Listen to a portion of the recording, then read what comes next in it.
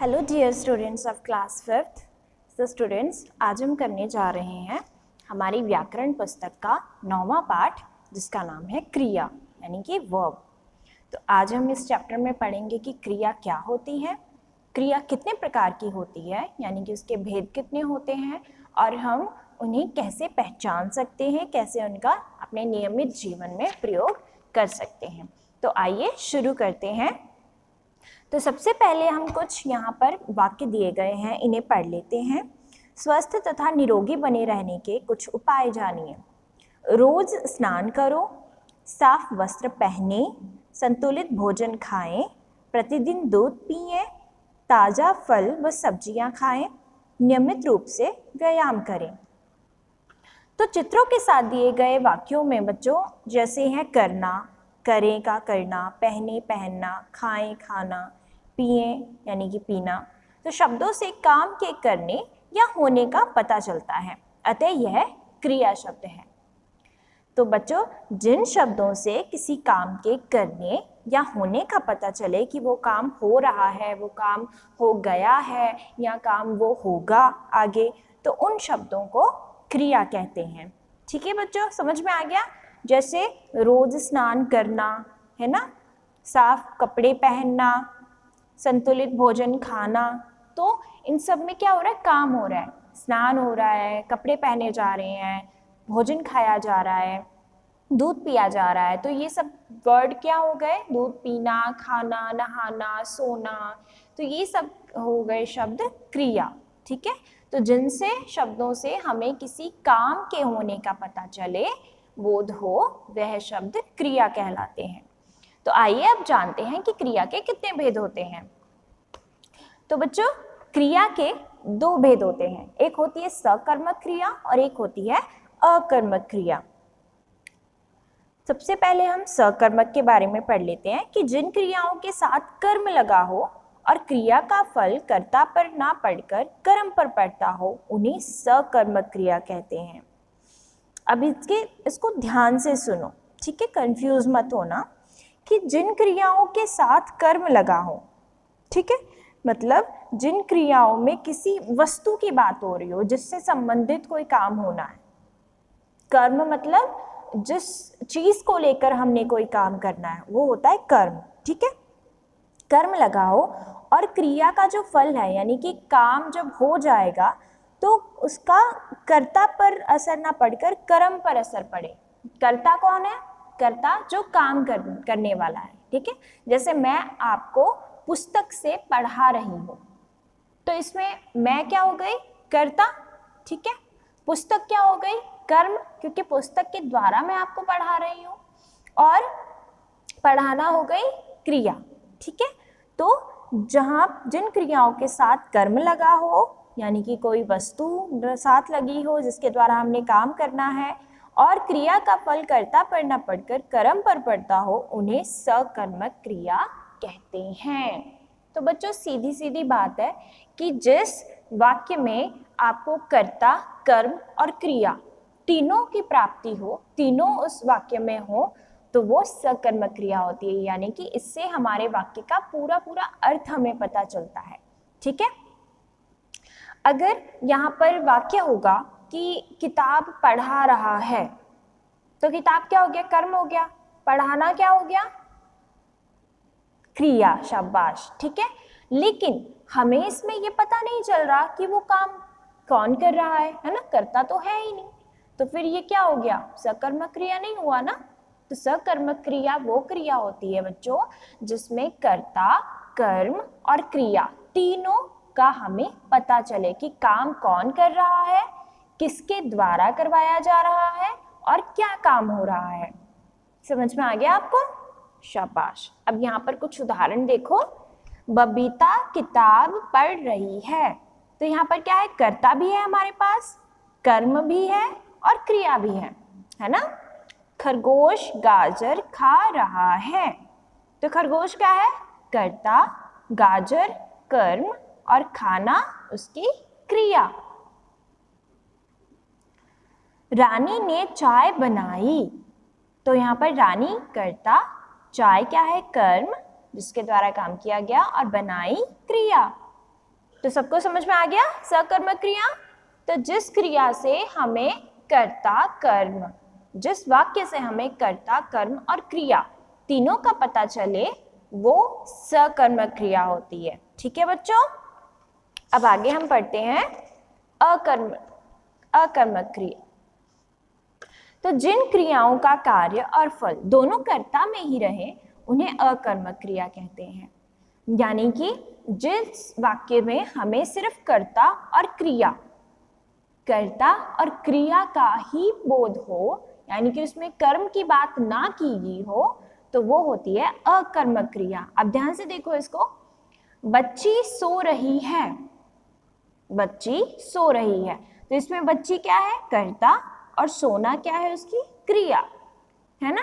तो इसमें कर्म का कोई विशेष स्थान नहीं है। यहाँ पर किसी पलंग की, किसी तकिए की, किसी चादर की बात नहीं की गई, सीधा यहाँ पर कर्ता है और क्रिया है। निशा हंस रही है, निशा क्या है? कर्ता, हंसना उसकी क्रिया। कुत्ता भौंक रहा है, कुत्ता क्या है? कर्ता, काम करने वाला, और भौंकना उसकी क्रिया, जो वो काम कर रहा है। ठीक है बच्चों, अब मैं दोबारा से आपको बता दूं कि सकर्मक क्रिया यानी कि जिस वाक्य में हमें कर्ता, काम करने वाला, कर्म जिससे काम किया जाए, और क्रिया जो काम हो रहा हो, जिस वाक्य में हमें कर्ता, कर्म और क्रिया तीनों की प्राप्ति हो, तीनों का पता चल रहा हो, वो होती है सकर्मक क्रिया। और जिस वाक्य में हमें सिर्फ कर्ता और क्रिया का ही बोध हो, उसमें कर्म की कोई निशान, कोई जगह ना हो, वो होती है अकर्मक क्रिया। आई होप सबको समझ में आ गया होगा। तो आगे बढ़े, चलो। तो यहाँ पर कुछ ज्ञान की बातें दी गई हैं आपको। है, हैं, था, थे आदि क्रिया के होने के बारे में बताते हैं। जैसे सुनीता अध्यापक है, रजनीश घर पर था। ठीक है, तो ये जो है और था ये भी हमें क्रिया का बोध करवाते हैं। ठीक है, अगर वहां पर कोई विशेष क्रिया, विशेष काम के बारे में ना बताया गया हो, सिर्फ वाक्य में है और था ही लिखा हो, जैसे सुनीता अध्यापिका है, रजनीश घर पर था, तो ये क्या हो गया? अब यहाँ पर है और था ने क्रिया की जगह ले ली। ठीक है, कुछ वाक्य ऐसे भी होते हैं जिनमें दो क्रियाएं होती हैं। मजदूर खाना खाकर सो गया, और इसमें खाना खाना और सो जाना दो क्रिया है। ठीक है, तो कुछ वाक्यों में दो कर्म भी पाए जाते हैं, इनकी क्रियाएं द्विकर्मक क्रियाएं कहलाती हैं। जैसे मैंने पिताजी को पत्र लिखा, जैसे कि मैंने आपको बताया है कि कर्म क्या होता है? जिसके द्वारा काम किया जाए। तो कुछ वाक्यों में दो कर्म भी पाए जाती हैं, जैसे मैंने पिताजी को पत्र लिखा, वो इनकी क्रियाएं द्विकर्मक क्रियाएं कहलाती हैं। नेक्स्ट है, क्रिया के मूल रूप को धातु कहते हैं। तो धातु में प्रत्यय जोड़कर अन्य क्रिया शब्द बनाए जाते हैं। अब बच्चों यहाँ पर आपको काल के बारे में भी जानकारी दी गई है कि काल कितने होते हैं। तो सबसे पहले काल क्या होता है? तो क्रिया के जिस रूप से उसके होने का समय का पता चले, यानी कि हमें जिस वाक्य में ये पता चले कि वो काम पीछे पास्ट में हुआ है, प्रेजेंट में हुआ है या फ्यूचर में हुआ है, भूतकाल, भविष्यकाल या वर्तमान काल, जिस वाक्य से हमें या जिस क्रिया से हमें ये पता चले कि वो किस समय में हुआ है काम, वो काल कहलाता है। ठीक है, काल के तीन भेद होते हैं, भूतकाल, पास्ट टेंस, वर्तमान काल, प्रेजेंट, भविष्यकाल, फ्यूचर। तो भूतकाल की क्या निशानी है? चुका है, यानी कि काम वो ऑलरेडी हो चुका है। वर्तमान काल चल रहा है, यानी कि वो एट प्रेजेंट काम हो रहा है।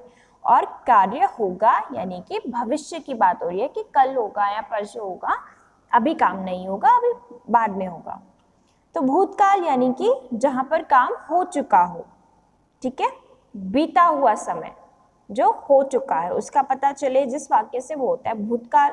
रोहित ने गाना गाया, वो गा चुका है। राधा नाची थी। ठीक है, बालक खेल रहे थे, ये हो गया भूतकाल। वर्तमान काल यानी कि सुधा खाना खा रही है, प्रेजेंट में वो काम चल रहा है अभी। रमन खेलता है, एट प्रेजेंट वो खेलता है, ठीक है, उसने छोड़ा नहीं है खेल अपना। अम्मा चाय बना रही है, अम्मा चाय बना रही है, ये हो गया वर्तमान काल। आगे है भविष्य काल।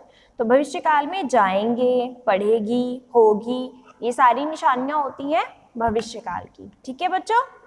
तो आओ अब हम इसका अभ्यास कर लेते हैं। तो क्रिया शब्दों के सही रूप लिखकर वाक्य पूरे कीजिए। गाय घास खा रही है, ठीक है, ये खाना क्रिया होगी उसकी।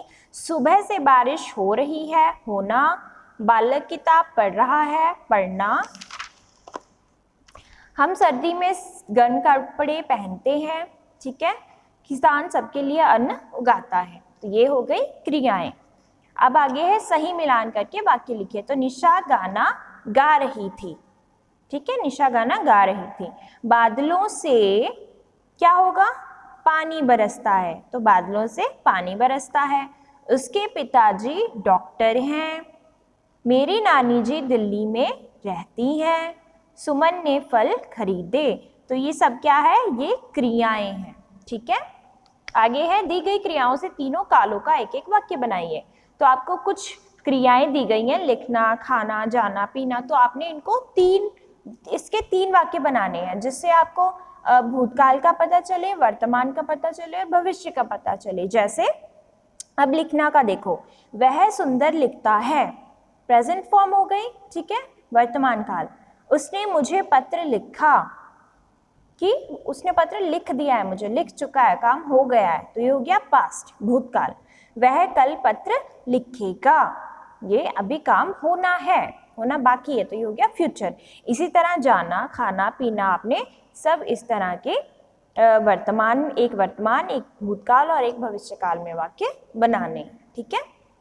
अब आगे है नीचे दिए गए वर्ग में से क्रिया शब्द चुनकर लिखिए तथा फिर उनसे वाक्य बनाइए। तो इस आपने क्रियाएं चुननी है, ठीक है, जैसे खिलना, चलना, गाएंगे, बनाया, खाएंगे, सोचूंगा, नाचूंगा, सुनाया। तो इनसे संबंधित फिर आपने वाक्य बनाने हैं, ठीक है। जैसे ये हो गया खिलना, चलना, गाएंगे, खाएंगे, इसी तरह से बाकी। तो इसको पहले खुद करके देखना, आपको मजा आएगा, ठीक है। ठीक है बच्चों, तो ये थी हमारा अभ्यास कार्य क्रिया का। तो आई होप सबको ये पार्ट बहुत अच्छा लगा होगा और सबको अच्छे से समझ भी आ गया होगा कि सकर्मक क्रिया और अकर्मक क्रिया किसे कहते हैं, ठीक है बच्चों। तो इसको पार्ट को अच्छे से करना बहुत इंटरेस्टिंग है। Okay, thank you students and have a nice day.